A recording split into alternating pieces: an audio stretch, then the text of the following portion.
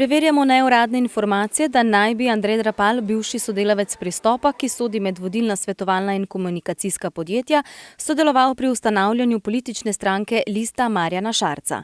Na listo smo se obrnili z vprašanjem, ali informacije držijo.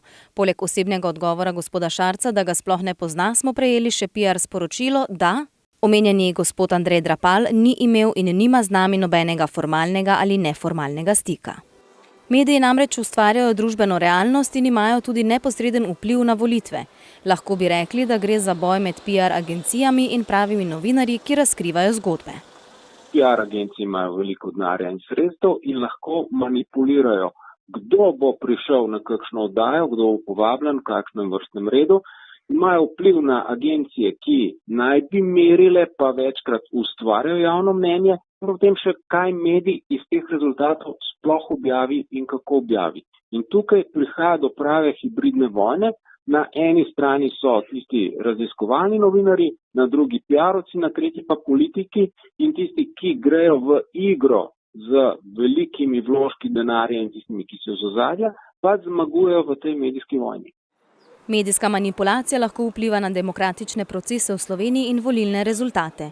Da ne bi res samo tisti, ki imajo monopol in denar, ustvarjali mnenje, bi po besedah Dobovška bilo potrebno, da novinarji najprej počistijo znotraj svojih vrst. Predvsem pa je treba prenehati zlorabo podatkov in informacij, kakor kdaj kateri interesni skupini koristi. Informacijo o neposrednem sodelovanju z Listo Marjana Šarca je Drapal za našo medijsko hišo zanikal. Drapal je sicer bivši sodelavec Pristopa, danes zaposlen v podjetju Konsenzus. Sicer pa je bil poslovni partner medijskega tajkuna Uroša Hakla, ki skupaj s Sašo Todorovićem lastniško obvladuje Večer. Na dan je prišla tudi nova informacija, da je družina Hakl preko družinskega podjetja Hakl in Hakl v Bohinju kupila hišo in ozemlje v srčju Triglavskega narodnega parka. Za njo naj bi odšteli malo manj kot 310 000 evrov, kot je obseg posla podjetja. Kot smo že poročali, naj bi bila Hakl in Drapal v kazenskem postopku zaradi domnevno sporne zlorabe državnih sredstev za pomoč Pomurju.